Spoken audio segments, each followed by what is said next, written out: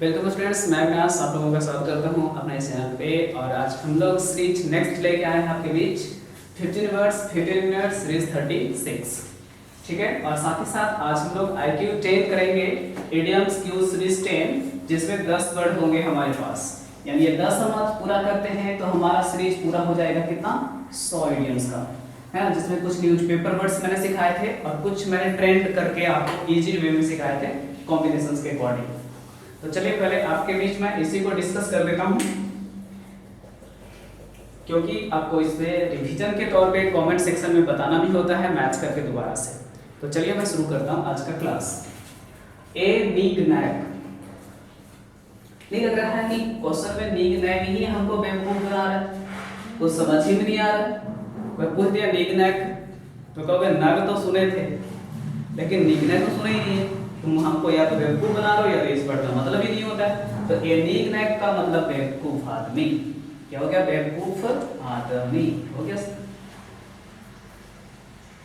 Pain in the neck, गर्दन में जब दर्द होता है ना तो हमको तो लगता है सबसे ज्यादा दर्द होता है, नहीं कमर में भी होता है तो भी होता है, लेकिन गर्दन वाला दर्द बहुत ज्यादा है जो कि दर्दनाक होता है।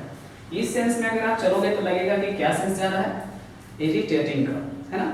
तो ए पेन इन द नेक का मतलब होता है एकदम परेशान कर देने वाला, पूरी तरह परेशान कर देने वाला, यानी इरिटेटिंग। तो दो का आंसर क्या हो जाएगा? डी। चलिए एक का सब सी हो गया, दो का डी। पेन लुक्स बेव, बस इतना सोच लो मेरे साथ में। बेव का मतलब ये समझिए। अच्छा, आप लोगों ने वेब का मतलब नहीं समझा। वेबसाइट समझ में आता है ना, मायाजाल, इतना कुछ उसमें रहता है कि समझ में नहीं आता कि क्या खोल रहे हैं क्या खोल रहे हैं क्या खोल रहे हैं। या फिर मकड़ी का जाल को भी वेब ही ना कहते हो। ये जाल कहाँ से शुरू और कहाँ तक खत्म होगा कुछ अता पता नहीं चलता है, इसलिए इसको कहते हैं पेनलॉक्स वेब, यानी क्या, एंडलेस, असीमित। ठीक है, एंडलेस यानी असीमित। ए सैक्रेड काउ, नहीं लगा सैक्रेड मतलब पवित्र है, ठीक है, हम तो गाय को पवित्र मानते ही हैं। तो सैक्रेड काउ का मतलब हो गया कि एक ऐसा जानवर, एक ऐसा व्यक्ति विशेष, कोई भी जिसको कभी किसी बात की भी आलोचना हम नहीं करेंगे। क्या हो जाएगा? A person never to be criticised, हमेशा पवित्र, है ना। ये साउथ की मूवीज देखो, उसमें अक्सर है जो कि हीरो के जो फादर का रोल प्ले करते हैं उनके कैरेक्टर को दिखाया जाता है किस तरह से, ए सैक्रेड काउ की तरह से। ठीक है, आप अल्लू अर्जुन की मूवी देख रहे हैं, सेलेनाइडो, सत्यमूर्ति, ये सब सारी जो मूवीज हैं उसमें फादर का रोल जो प्ले किए हैं उनको दिखाया गया किस रूप में, ए सैक्रेड काउ के रूप में। ऐसे व्यक्ति जिनकी आलोचना कभी की ही नहीं जा सकती। चलिए, a safe pair of hands के लिए क्या बचा? Reliable math. चलो पहले समझते हैं। सेफ सुरक्षित पेयर ऑफ हैंड्स तो होता ही है, दो हाथ होते हैं इसलिए पेयर ऑफ हैंड्स यूज किया। नहीं होता है कभी कभी, मूवी से रिलेट कर लो फिर से, कि मेरी बच्ची एकदम सेफ हाथों में है, मतलब मैंने अपनी बच्ची को अपने उस नौकर को सौंपा है जो मेरे भरोसे का था, यानी क्या, रिलायबल पर्सन, भरोसे का आदमी। चलो हो गया। अब आता है 6 से, टर्न आउट क्रैब्स। अब नहीं लग रहा क्रैब्स का मतलब केकड़ा, टर्न मतलब आउट मतलब निकलना। क्या होता है कि हम लोग किसी भी छोटे से छेद को देखें और सोचे इससे सांप होगा एक बड़ा सा, हम उस सांप को पकड़ेंगे और उसे तस्करी करके पैसे कमाएंगे। लेकिन हमने जब उस मतलब होल को सर्च करना, खोद कर निकालना शुरू किया तो उसे क्या निकलने लगे? केकड़े। इसी को हिंदी में कहते हैं खोदा पहाड़ निकली चुहिया। यानी क्या होता है, सॉरी कहाँ गया, इन फेलियर, हम सांप तो नहीं पकड़ पाए तो हमें असफलता हाथ लग, तो टर्न आउट क्रैब असफलता हाथ लगना यानी इन फेलियर। प्रीटी पास, देखो समझना, ऐसे तो प्रीटी खूबसूरत सेंस में यूज होता है और पास भी अच्छे सेंस में यूज होता है, लेकिन क्या होता है ना कभी कभी कोई क्वेश्चन क्यूज राउंड चल रहा है, इंडिविजुअल या ग्रुप वाइज, कोई ऐसा क्वेश्चन आता है जो लग रहा है कि याद है, सुने हैं, लेकिन उसका आंसर एग्जैक्ट याद नहीं आ रहा है, तो ऐसे ही क्वेश्चन को कहा जाता है प्रीटी पास। यानी कि आप खुद को क्या मानते हैं, ट्रबल में मानते हैं या तो डिफिकल्टी में मानते हैं। तो इसका आंसर या तो हम सी कर सकते हैं या तो ई कर सकते हैं। प्रीटी पास, मुश्किल में। चलो, ए बैड बिजनेस का मतलब सबको पता है, एक ऐसा बिजनेस जो हमारे लक को लगा नहीं। ये बोलते हैं कि इस क्षेत्र में हम आए, लेकिन इस क्षेत्र में जितना भी हमने कमाया हमको 1 रुपया ना लगा, यानी कि अनफॉर्चूनेट। आप उस क्षेत्र में क्या रहे, अभागा। तो ए बैड बिजनेस का मतलब अभागा हो जाएगा, अभागा का मतलब आंसर ए हो जाएगा। इसको बढ़िया से समझना, क्योंकि ये नया भी है और बहुत से स्टूडेंट इसको हल्के में ले लेते हैं। तो एक पढ़े थे एल्बो रूम का मतलब होता था काम करने की आजादी, लेकिन यहाँ पर एल्बो ग्रीज है। अब मान लेते हैं कि हमारी केहुनी जो है उसमें ग्रीज यानी तेल लगा दिया जाए, समझिए, और किसी सरफेस पे बोला जाए कि रेंगते हुए आगे बढ़ो, हम रेंग ही नहीं पाएंगे क्योंकि सरफेस पे वो बार बार क्या होगा, फिसलेगा। तो एल्बो ग्रीज का सेंस कैसा है, हार्ड काम मिल गया। ऐसा ही बोलते तो हम भाग लेते, लेकिन एल्बो लगा के ग्रीज लगा के एल्बो में दौड़ना मुश्किल काम होता है, इसलिए एल्बो ग्रीज का मतलब हो गया हार्ड वर्क। इन सूप का मतलब समझा कीजिए, एक मक्खी उड़ रही थी और किसी वजह से आपके सूप में गिर गई। अब वो कहां चली गई, मुश्किल में, मुश्किल में, यानी इसका आंसर सी या तो ई कर सकते हैं। तो ये था आपके पास IQ सीरीज 10, यानी कि अब तक हमने आपको 10 इडियम्स का कॉम्बिनेशन सिखा के 10 टेबल सिखाए हैं, तो 100 इडियम तो आप ऐसे ही सीख गए। चलिए, तो इसको जरा स्क्रीनशॉट लेना है, जिनको स्क्रीनशॉट ले लीजिए जो ऑनलाइन क्लास कर रहे हैं, जो मेरे साथ ऑफलाइन प्रोजेक्ट है फोटो खींच लेंगे रिवीजन के लिए, जो अभी तक लिख नहीं पाए हैं।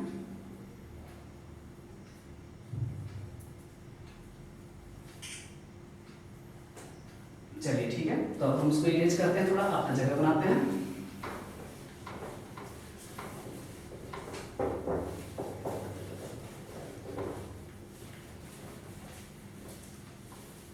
देखिएगा, अब हमारे पास नेक्स्ट कॉम्बिनेशन है जो 15 वर्ष का एक्चुअल क्लास शुरू होता है वो।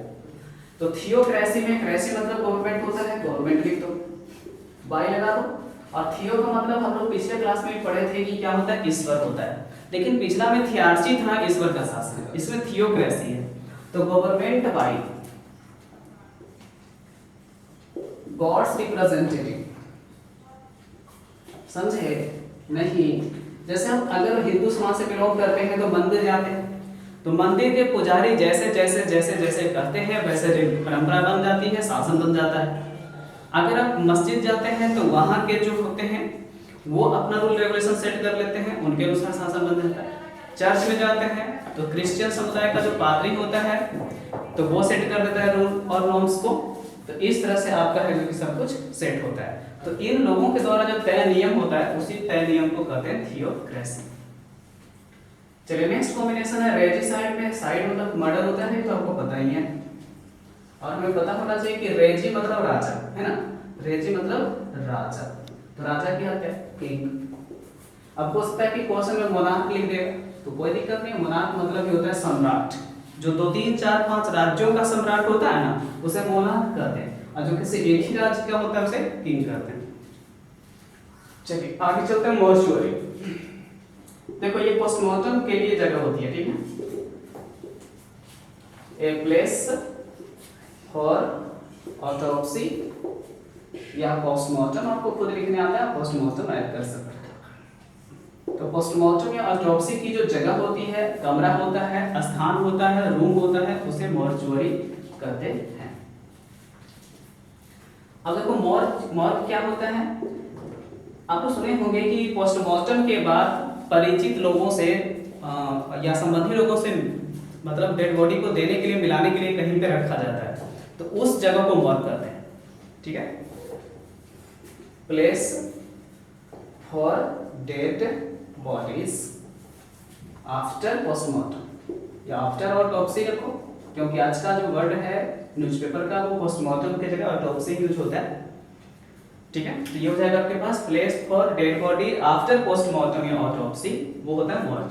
तो इन दोनों को थोड़ा सा रिलेट करके रिवीजन बढ़िया से करिएगा।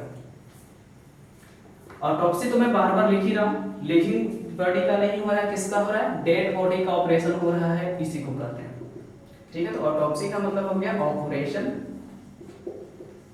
ऑटोप्सी का मतलब ऑपरेशन ऑन डेड बॉडीज। चलिए ठीक है, देखिए कमेंट सेक्शन के लिए आपको फिर से मैं आप एक क्वेश्चन और दे रहा हूं, इसी से रिलेटेड क्वेश्चन है, जिनको मजा आता है कमेंट सेक्शन में जवाब देने में उनके लिए भी क्वेश्चन आपके पास है। Operation on living tissue. ठीक है, ऑप्शन है आपके पास ऑटोप्सी। सबको पता है कि ऑटोप्सी तो हम डेड बॉडीज के लिए पढ़े थे, ये तो आंसर होगा नहीं, तो सोच के मारिएगा।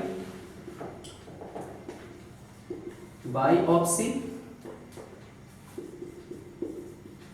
ऑटोक्रेसी, डी में है सर्जरी। अब क्या आंसर आएगा कमेंट सेक्शन में मुझे बताइएगा। चलिए नेक्स्ट क्वेश्चन के लिए हम लोग आगे बढ़ते हैं। तो हमारे पास फ्रेजल वर्ब शुरू हो जाएगा। देखो मेक ऑफ का यूज हम लोग करते हैं ना, जब कोई चोर चोरी करके चोरी के सामान के साथ भाग जाता है, खास करके गाड़ी चुराने के सेंस में आएगा क्वेश्चन तब। तो make off to steal and run away, चुराना और भाग जाना, ये सेंस हुआ। चलिए पाम ऑफ, नहीं लग रहा किसी को टिप देने का सेंस हो, है ना। टिप देने का मतलब वो नहीं कि हम किसी को कुछ पैसे देंगे और उसके एवज में हमको वो कुछ सामान देगा, वो सेंस नहीं। किसी को टिप लेना, आपने 100 रुपए का चेंज कराने गए, आपको 50 का उसने 2 नोट दिया, समझ जाइए, एक ओरिजिनल और एक डुप्लीकेट, ये होता है पाम ऑफ। यानी कि चोरी का कोई भी जो नोट होता है वो लेन देन करना। चलिए ठीक है, तो लिखते हैं टू एक्सचेंज कौन सी करेंसी, फेक करेंसी। ठीक है, टू एक्सचेंज फेक करेंसी। चलिए नेक्स्ट कॉम्बिनेशन आपके पास में है जो देखिएगा, मेंशन किया है यहाँ पे मेकअप फॉर, रुपया का सिंबल है, नीचे का सिंबल डाल दिया मैंने। इसका मतलब है ना कि हमने कोई गलती कर दी।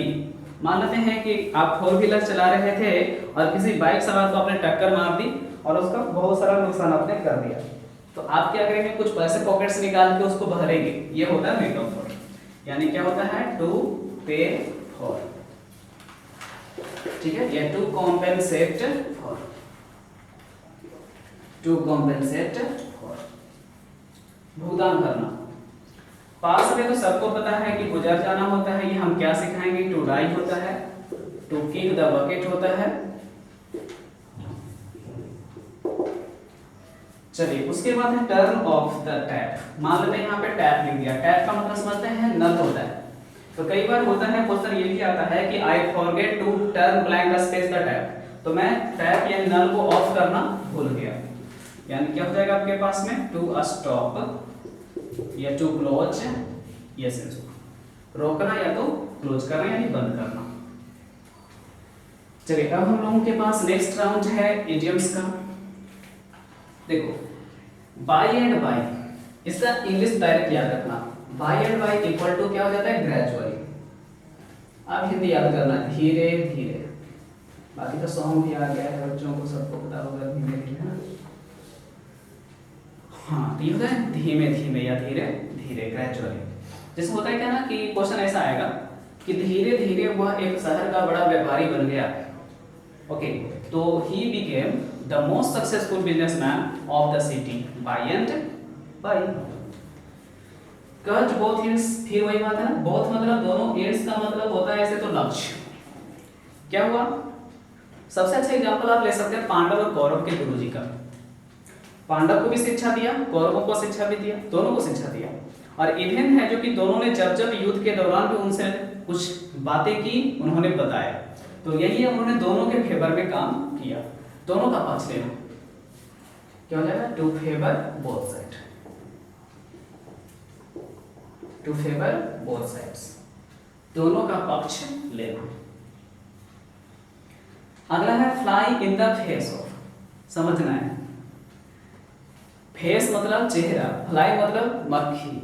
अगर कोई एक अच्छा व्यक्ति है और वो कहीं पे बातचीत कर रहा है और कोई आदमी उसके ऊपर सड़े टमाटर, सड़े अंडे फेंक रहा है, इसका मतलब है वो उसकी प्रसिद्धि को बदनाम करना चाह रहा है। तो वही सेंस है, किसी के चेहरे पे मक्खी, मच्छर, है ना, अंडे, सड़े गले चीजों को फेंकने का सेंस होता है।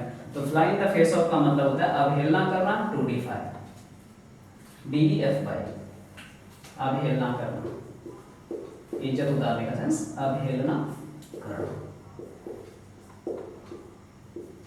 चलिए दोनों है ग्रेट हैंड। अक्सर कहा जाता है किसी एक्सपर्ट के लिए ये इडियम्स यूज होता है कि माय फादर इज, है ना, is a great hand in the field of, मान लेते हैं गार्डनिंग, फार्मिंग, ये सब एक्सपर्ट हैं। तो ग्रेट हैंड का मतलब डायरेक्ट इंग्लिश रखना है टू बी एन एक्सपर्ट या एन एक्सपर्ट को डायरेक्ट। चलिए लास्ट में है हैव एन आयरन विल। सबको पता है कि अगर हम लोगों ने आजादी हासिल की अंग्रेजों से तो उसकी वजह थी उस समय के क्रांतिकारी लोगों के अंदर क्या चीज था, आयरन विल था, मजबूत इरादा था। इसी को कहते हैं स्ट्रॉन्ग डिटर्मिनेशन, मजबूत इरादा, स्ट्रॉन्ग डिटर्मिनेशन, है ना। मुझे तो ये सब इडियम्स कम लगते हैं और सब्स्टिट्यूशंस ज्यादा लगते हैं। चलिए तो ठीक है, बाकी मैं आपको इस बता चुका था 35 सीरीज में ही कि हमारे वीडियो धीरे धीरे आपको एक नए चैनल पे मिलना शुरू हो जाएगा। अभी दोनों पे मिल रहा है और फिर हम लोग धीरे धीरे चैनल अपना चेंज करके यहाँ पहुँचाएंगे, क्योंकि लोगों को दिक्कत हो रही है, मोटिवेशन और इंग्लिश दोनों एक ही जगह मिल जा रहा है इससे। ठीक है, तो इस वीडियो को शेयर करना है, दोबारा से एक बार देखना भी है ताकि चीजें आपको बढ़िया से याद हो जाए। ओके।